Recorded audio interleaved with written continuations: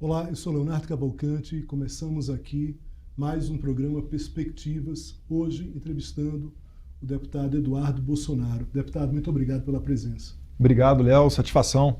Desculpa chamar de Léo, mas satisfação estar aqui no SBT. Imagina, é Léo mesmo, Léo Cavalcante, fique à vontade. Deputado, começando aqui, primeira pergunta, eleições municipais. Quais as maiores apostas do grupo do senhor, eu falo aí do grupo bolsonarista mais próximo ao presidente Jair Bolsonaro, falo menos de partido, na verdade. Queria que o senhor fizesse uma avaliação a partir desse núcleo mais próximo de Bolsonaro. Existem algumas candidaturas de pessoas que são bem próximas de nós, né? Eu poderia citar aqui o Bruno Engler, que é candidato na capital de Minas Gerais, né, Belo Horizonte, o André Fernandes, na capital do Ceará, em Fortaleza, dentre outros, o Coronel Fábio, que é uma pessoa muito próxima de mim, em São José do Rio Preto, Rosana Vale, que foi deputada, está no nosso partido agora em Santos, dentre outras cidades pelo país. Isso daí evidencia também um pouquinho do momento que a gente está vivendo. Nós estamos numa crescente. Não ache você que a eleição de 2022, pela não eleição de Jair Bolsonaro, que isso daí foi uma derrota para a direita. Negativo. Elegemos governadores dos principais estados do país, temos a maior bancada dentro do Congresso Nacional, né, dentro do Congresso Nacional com o PL, o meu partido, que é a maior conservadora desde o final dos anos 90.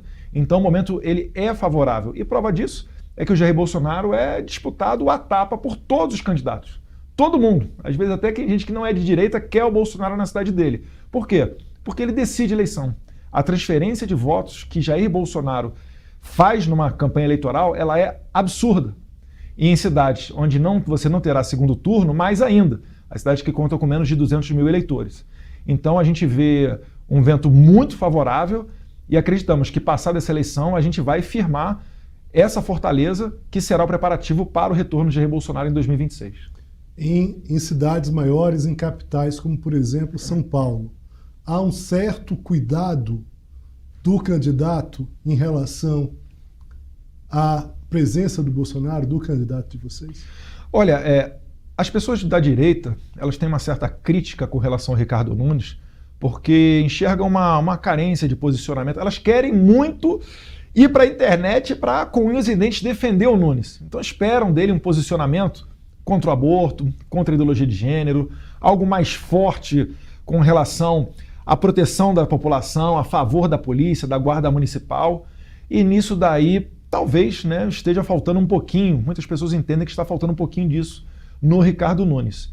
Eu confesso que a minha candidatura que eu melhor gostaria que fosse feita pelo PL seria a do Ricardo Salles. Mas como o Ricardo Salles não vai concorrer, o meu partido está com o Nunes. O Nunes tem feito, sim, alguns acenos, né, de proximidade com o Bolsonaro, algumas aparições públicas, inclusive. Então, nesse momento, eu estou indo com o Nunes em São Paulo. Mas o senhor considera que ele deveria estar mais próximo do Bolsonaro? Eu acredito que sim, né? Tem muita gente aí que é especialista, que fica falando, olha, não cola muito nesse pessoal não, porque eles são muito à direita, você tem que pescar uns votinhos aqui no centro. Mas ninguém se considera centrista. E Bolsonaro, ele conseguiu eleger, né, o senador Marcos Pontes na última eleição, ele conseguiu eleger o Tarcísio na mesma casa numérica, né? O mesmo percentual de Bolsonaro foi o mesmo percentual de Tarcísio em São Paulo. Eu sei que a gente está falando aqui de eleições de nível estadual, em todo o estado de São Paulo, mas não faz muito sentido você querer o apoio de alguém sem estar junto com ela. Eu não vejo isso daí como uma estratégia boa. Mas enfim, a campanha do Ricardo Nunes, ele tem todo o direito de tocar da maneira que ele melhor entender a eleição dele, a estratégia que ele acredita que será vitoriosa, mas isso daí, por exemplo, vai dando terreno para uma pessoa como o Pablo Marçal deitar e rolar no debate, falar o que ele falou e convencer muita gente da direita que gosta desse perfil, né, que vai para o confronto, que fala verdadeiramente, né, verdades em público. Então o Nunes talvez perca alguns votos pela falta de proximidade com o Bolsonaro. Mas ainda assim, eu acredito que no final das contas ele sairá vencedor da Prefeitura de São Paulo. O senhor acha que o Pablo Marçal foi melhor do que o Nunes no debate? Ah, com certeza. Com certeza. Isso não quer dizer que, né, seria o melhor prefeito de todos. Ele tem ele tem aspectos positivos e negativos, né? É um empresário, é uma pessoa que eu curto muito esse perfil, né? Bem-sucedida financeiramente, não precisa entrar na política para sobreviver, mas por outro lado, eu acredito que na política também exista uma fila e existe um tempo para você mostrar quem você é. Eu não posso acreditar, né, que o Pablo Marçal virou Bolsonaro da noite para o dia, porque em 2022 ele estava fazendo vídeo falando que nem Lula nem Bolsonaro, os dois são farinha do mesmo saco, dizendo coisas nesse sentido, e agora, nem 2 anos depois, ele veste a camisa Bolsonaro. E não veste a camisa Bolsonaro não, porque ele também deu entrevistas onde ele foi perguntado se ele era bolsonarista, ele nega, né, esse rótulo. Mas enfim, o meu time é Jair Bolsonaro Futebol Clube. Se ele falar para eu sair da política, eu saio. Se ele falar para eu me candidatar a algum cargo, eu me candidato, porque eu acredito verdadeiramente nos propósitos dele. Por falar em se candidatar em algum cargo, eleições de 2026, muita gente, inclusive gente do governo, que claro, não tem nada a ver com vocês nesse momento, acredita que Bolsonaro, pela forma como ele se movimenta, inclusive com desconfianças, a chance dele de indicar um nome que não seja do núcleo familiar para a eleição presidencial de 2026 é pequena. Muita gente não acredita que isso possa acontecer. E aí, essa indicação seria de um núcleo familiar. O que o senhor acha dessa avaliação? Olha, eu já vi gente falando isso, né, que ele colocaria a pessoa que ele entenda ser a mais próxima dele para se lançar em 26, caso ele não consiga reverter a inelegibilidade dentro do TSE. Primeiro, eu acredito que ele vai conseguir reverter a inelegibilidade dentro do TSE, porque até o final do ano que vem, muitas peças do tabuleiro político vão se mexer, não só no Brasil, como fora do Brasil também. No entanto, se a gente for fazer esse exercício de cogitação, eu não me vejo sendo indicado pelo meu pai, nem nada disso. Eu acho que ele vai esperar, né, essa água passar embaixo da ponte para tomar a decisão, caso seja necessário. E eu acho que essa pergunta vai persistir até esse dia. Ele confia no Tarcísio, deputado? Olha, eu acho que sim. Ele colocou o Tarcísio para concorrer ao governo do estado de São Paulo, que é a locomotiva do país, a locomotiva econômica do país, o estado mais populoso. Então, acho que ele confia no Tarcísio, principalmente depois do saneamento que ele fez dentro do Ministério da Infraestrutura, né? Nenhum escândalo de corrupção, um ministério extremamente cobiçado por pessoas de passado duvidoso que queiram, né, talvez fazer os seus esquemas dentro daquele ministério. Então, acho que tem, sim, um nível de confiança. Agora, ninguém é igual a nós. E nós estamos dentro de campo jogando esse jogo de futebol. Se alguém pensa em dar pancada no Tarcísio, porque todo mundo é suscetível de crítica. Eu não sou o pai da verdade, eu não sou perfeito, certamente muitas pessoas de direita teriam críticas a fazer a mim. Tarcísio tem críticas a serem feitas ao governo dele? Com certeza, né? Sem sombra de dúvida disso. Agora, se eu, que estou jogando com a camisa do Bolsonaro Futebol Clube, se eu começar a criticar o Tarcísio, por que eu vou fazer isso? É para derrubar ele? Para colocar quem no lugar? Então eu vou mais ou menos por aí. O meu inimigo bem claro é a esquerda, que está apoiando a prisão de velhinhas, que se movimenta nos bastidores para amordaçar as pessoas e acabar com as redes sociais. Então, para mim, esse é o meu inimigo. Eu não vou ficar aqui dando uma de direita limpinha e querendo buscar a perfeição. Então eu procuro seguir aquilo que a gente converge.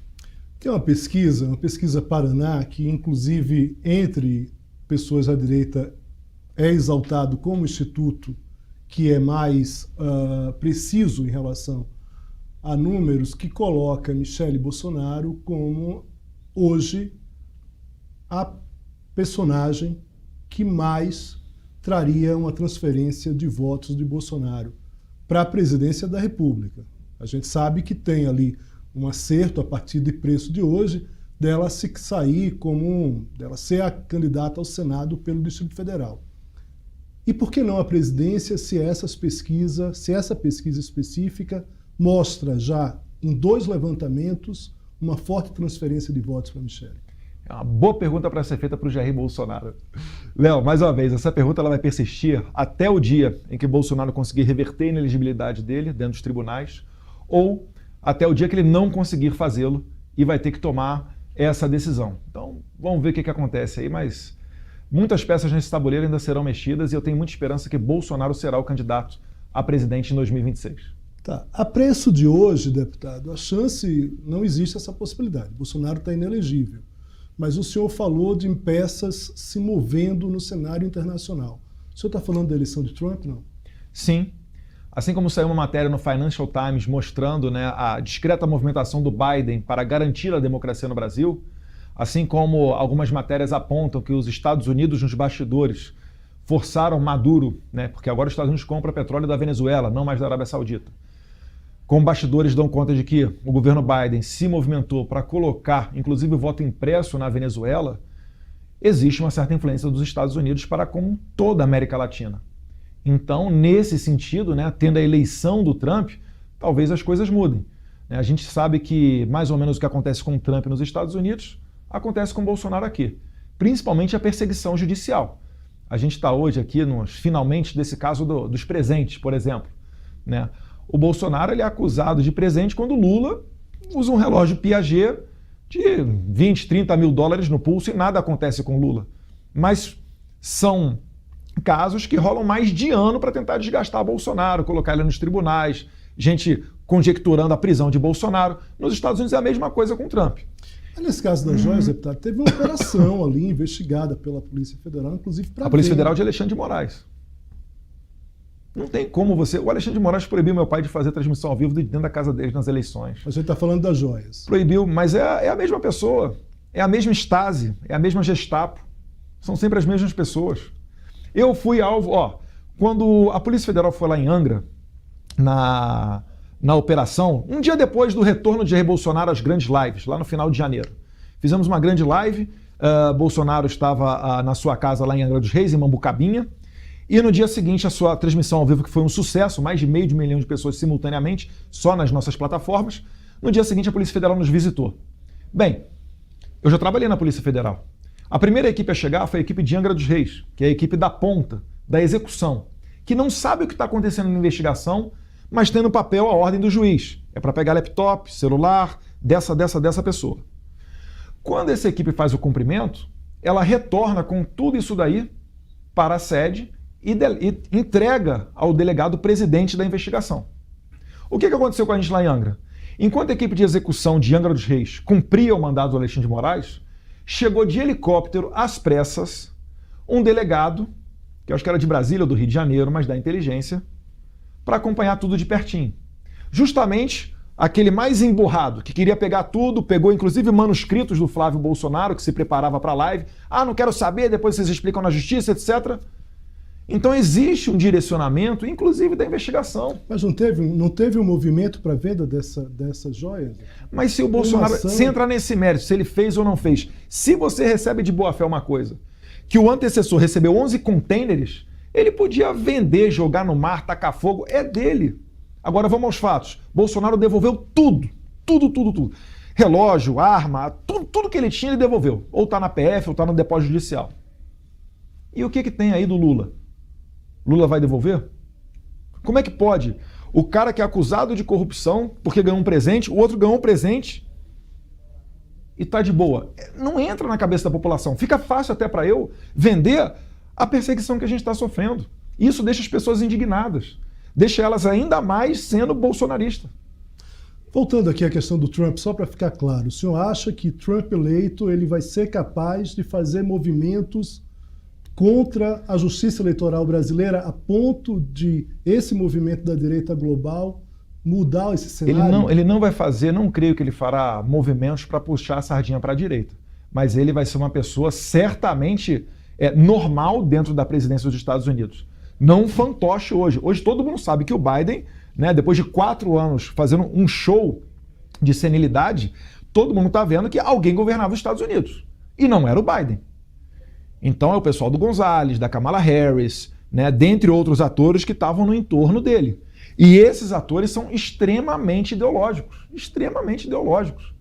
Então, ele não conseguia enxergar a perseguição no Brasil. O Bolsonaro, quando era presidente, se encontrou com o Biden. Saiu uma secretária dele para Relações Internacionais dizendo que não, eles estão trabalhando para garantir a democracia no Brasil, acreditando que o Bolsonaro era uma ameaça à democracia.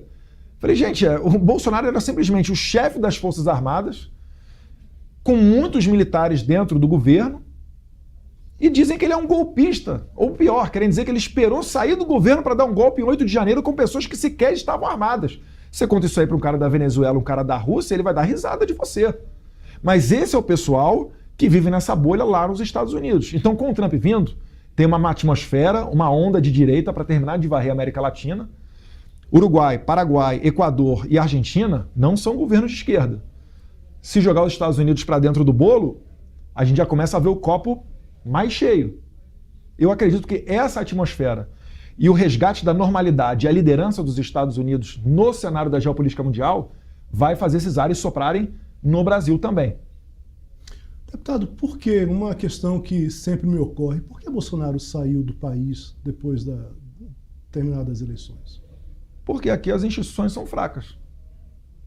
A Jeanine Áñez, aqui no lado aqui na Bolívia, ela foi presa logo antes de sair da presidência. O pessoal nem esperou ela sair da presidência, prendeu a Jeanine Áñez. Está presa até hoje, desde 2019, alguma coisa assim. Bolsonaro não teve receio de ser preso.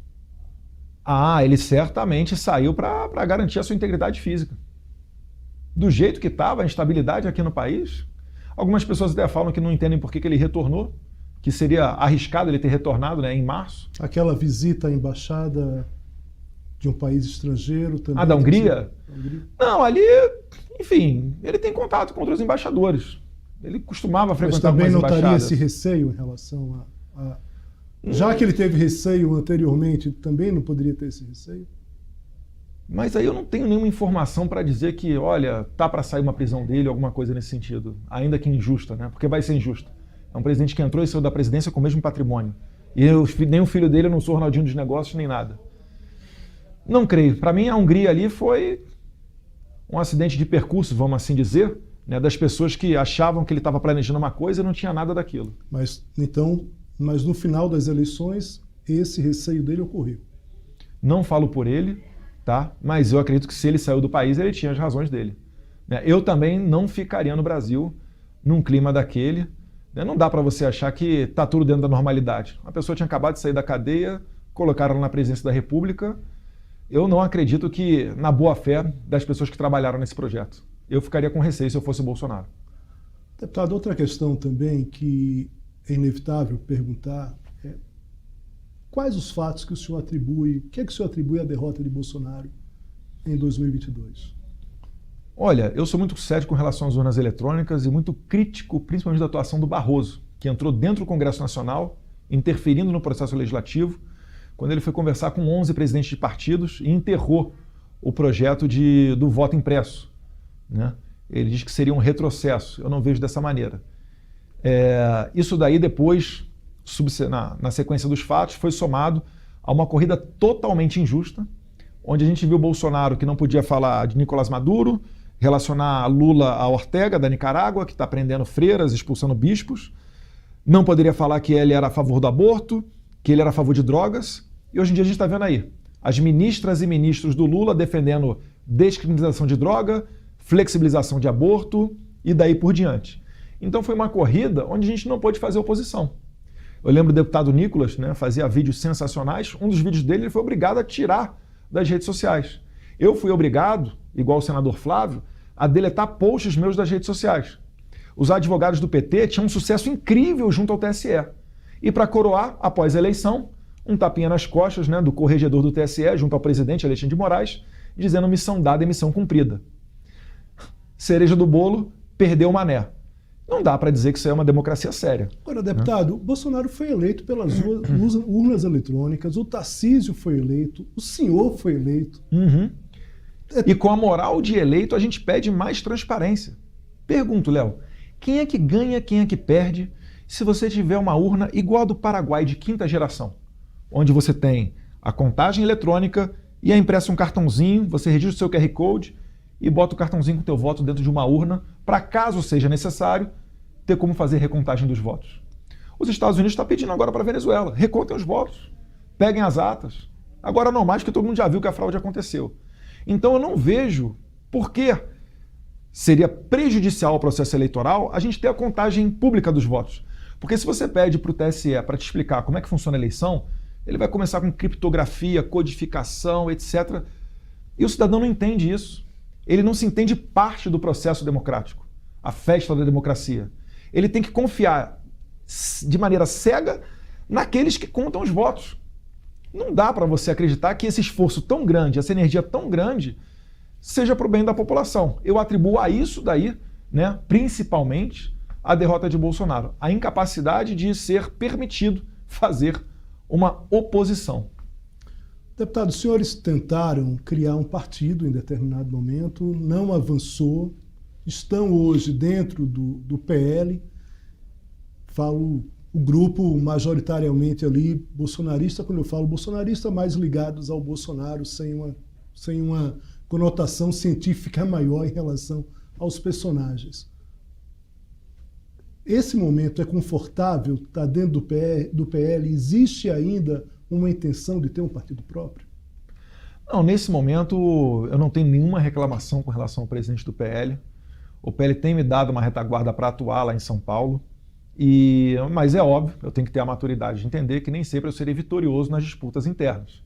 Eu tenho que ter a maturidade de tratar isso tudo internamente, mas a gente poderia ter mais espaço dentro do partido? Até poderia, mas a gente está entrando na casa dos outros, né? O PL ele já existia anteriormente.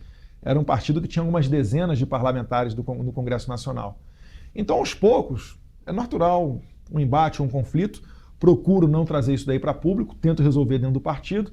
Até esse momento tenho tido sucesso, mas é normal ocorrer esses atritos. Eu não acho que o PL... Quais são os atritos e quais são os embates? Os atritos são normalmente disputas, né, para candidaturas, principalmente de prefeito nessa eleição. Um deputado vai querer o candidato X, eu vou querer o candidato Y, eu apresento a minha argumentação, eu acho que o meu direito é melhor, mas eu acabo não vencendo. Paciência, né? Até porque é o seguinte, quem vai decidir a eleição no final das contas é o eleitor, né? Não vai ser eu necessariamente. Mas essa acomodação ela é natural. Qualquer partido, por mais organizado que ele seja, ele vai ter esse tipo de problema. E se você imaginar que a ideia do Aliança pelo Brasil tivesse dado certo e nós tivéssemos o partido Aliança pelo Brasil, ainda assim ocorreriam disputas internas. Então, vamos ver como é que isso vai ficar depois dessa eleição, mas eu tenho confiança de que o PL ele cada vez mais vai se configurando e vai se sedimentando como sendo um partido verdadeiramente conservador. Aos poucos, esses conflitos com uma ala mais fisiológica dentro do partido, ele vai acabar que vai depurando, né? As pessoas vão indo para outro partido, outras não vão sendo eleitas, a gente vai aumentando a nossa bancada dentro do próprio partido e assim, né, num processo gradual, a gente vai dando cara de mais conservador ao PL. Eu acho que a gente está indo num bom caminho ali. Eleição no Congresso, tanto para a Câmara diretamente, mas também no Senado. Como é que o senhor está acompanhando? O Lira tem um candidato dele, que é o Elmar Nascimento. Tá? Eu vejo com muito bons olhos. Primeiro porque ele sinalizou que colocaria em votação no plenário o projeto de lei da anistia, que para nós é uma pauta prioritária, né? Além disso, é um candidato que é viável. Os outros candidatos viáveis dentro da Câmara dos Deputados, uns mais ou menos, uns mais, outros menos, mas sempre com um pezinho dentro do governo Lula. Então eu, até este momento, tem muita água para passar por baixo dessa ponte, porque a eleição é dia 1º de fevereiro do ano que vem, mas eu acredito que o Elmar, tendo o apoio do Lira, é um candidato mais forte para garantir essa união de centro e direita em torno de uma candidatura para a Câmara. O Lira foi um dos primeiros políticos a se pronunciar logo depois da vitória do presidente Lula, do atual presidente Lula. Como é que o senhor viu esses movimentos em relação aos políticos, em relação à eleição? Mas aí ele está no papel institucional dele. Eu não vou esperar que o presidente da Câmara, independentemente de quem seja o presidente, comece a criticar. Isso aí poderia até trazer uma instabilidade para o país. Não estou falando que sou Lira Futebol Clube e adoro quando ele bota todas as pautas para votar. Mas o Lira ele nunca se furtou de ser aquela pessoa que ele prometeu ser antes da sua eleição. Ele fala, o plenário é o senhor dos votos, né? É o senhor do Brasil. Não cabe a mim decidir, eu vou jogar tudo para o plenário. E assim tem sido feito. Você que está me assistindo, você vai saber. A gente já teve vitórias, nós já tivemos derrotas. Aprovaram uma emenda minha na LDO, Lei de Diretrizes Orçamentárias, proibindo o uso de dinheiro público para invasão de terra, aborto, doutrinação ideológica sexual dentro das escolas. Isso foi uma grande vitória para nós. Agora, nem sempre dá para você vencer. Eu acho que o Lira ele tem ido muito bem e esse perfil articulador dele, eu creio que vai fazer a sucessão dentro da casa. E no Senado, o senhor tem acompanhado? Não? Muito pouco, mas o que a Rádio Corredor diz ali é que o Alcolumbre está com uma mão na taça. O senador Davi Alcolumbre. E para o grupo bolsonarista, o Alcolumbre é um bom nome? Olha, vamos perguntar para o senador Flávio Bolsonaro. O Alcolumbre, eu tenho boas lembranças dele de quando eu era presidente da Comissão de Relações Exteriores. Tá? Todas as pautas internacionais, tudo aquilo que a gente aprovava na CREDEM, tratados internacionais, eles nunca tiveram problema nenhum de ir adiante dentro do Senado Federal. Por outro lado, né, quando o Alcolumbre presidiu a CCJ, houve uma reclamação muito grande devido à demora e quase impossibilidade de ser votada a nomeação de André Mendonça para o Supremo Tribunal Federal. Nisso daí fica o ponto negativo com relação ao Alcolumbre. Mas eu acho que ele é um político muito mais habilidoso do que o Pacheco. Eu acho que você vai ter canais de entrada melhor, posso estar errado, tá? Talvez com o Alcolumbre do que com o Rodrigo Pacheco. Deputado, no orçamento de 2024, o senhor destinou 9,5 milhões em emendas PIX, segundo o levantamento aqui da nossa produção. Até o momento desse montante, pelo menos o que está registrado, até agora nada foi pago efetivamente. Quais foram os principais projetos que o senhor indicou aqui para esse? Olha, emendas no Congresso Nacional, a gente trabalha muito com as emendas impositivas, né? Primeiro, eu não negocio meu voto com relação a emendas. Todas as minhas votações você pode acompanhar pelas redes sociais, eu sempre me posiciono de maneira muito clara, faço vídeos explicativos, então nunca me troquei por emenda. Nenhuma emenda minha tem qualquer suspeita de desvio ou investigação sendo feita por Polícia Civil ou Federal. Então, isso posto, eu digo que as minhas emendas normalmente elas são destinadas, né, para hospitais, santas casas. No Complexo Hospitalar de Franca, eu tenho uma ala que leva o meu nome, porque eu já devo estar ali na faixa dos 15 milhões de reais que eu destinei para a parte oncológica, tratamento de câncer dentro da Santa Casa do Complexo Hospitalar de Franca. O Hospital do Amor, o antigo Hospital do Câncer de Barretos, também são vários milhões, Santa Casa de Votuporanga.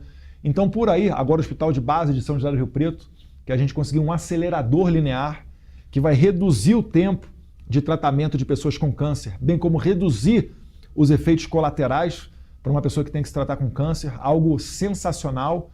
E eu acho que por aí eu vou destinando as minhas emendas parlamentares. É claro, vai ter alguma coisa para clube de tiro, para treinamento policial e de guardas municipais, vai ter para a polícia, acho que agora 4 ou 6 milhões estão indo para o DERIT na Secretaria de Segurança Pública, para ele fazer a aplicação onde necessário, para reforma de delegacia, compra de munição. As emendas são mais ou menos assim. O senhor defende as emendas PIX? Olha, eu acho que era muito melhor durante o governo Bolsonaro, com aquelas o chamado orçamento secreto. Porque o orçamento secreto não foi ideia de Bolsonaro, tá? Foi do Congresso. Bolsonaro vetou em 2 oportunidades o orçamento secreto. Na segunda vez, ele foi aprovado na LDO de 2021. Mas por que eu prefiro esse modelo anterior? Porque pelo menos você sabia para onde estava indo o dinheiro. Esse dinheiro, ele não sumiu. Só que você não sabe para onde é que vai. Porque quem destina agora são os ministros de Lula. E aí os deputados têm que comer na mão dos ministros do Lula para ter as suas emendas liberadas. Prova disso é que as nossas sempre são as últimas a serem liberadas. Enfim, mas como a minha votação ela é uma votação do voto de opinião, não uma votação da pessoa que espera que eu asfalte a rua dela ou que eu destine recursos para a cidade dela, eu fico mais confortável nesse cenário. Agora, os políticos disputam a tapa essa questão das emendas. Deputado, queria agradecer muito aqui a presença do senhor no programa Perspectivas, e espero encontrá-lo aqui em outros momentos. Satisfação, Leonardo, sempre muito bom estar aqui com vocês, uma imprensa que permite, né, que a gente fale e não fique, né, com pegadinhas e casca de banana. Acho que o público também agradece os esclarecimentos. Obrigado pela oportunidade. Pessoal, a gente teve a produção aqui do Guilherme Hesky e da Carrie Santos aqui nessa entrevista aqui, que ajudou nessa entrevista. Agradeço muito aqui a sua audiência, a sua paciência e até a próxima.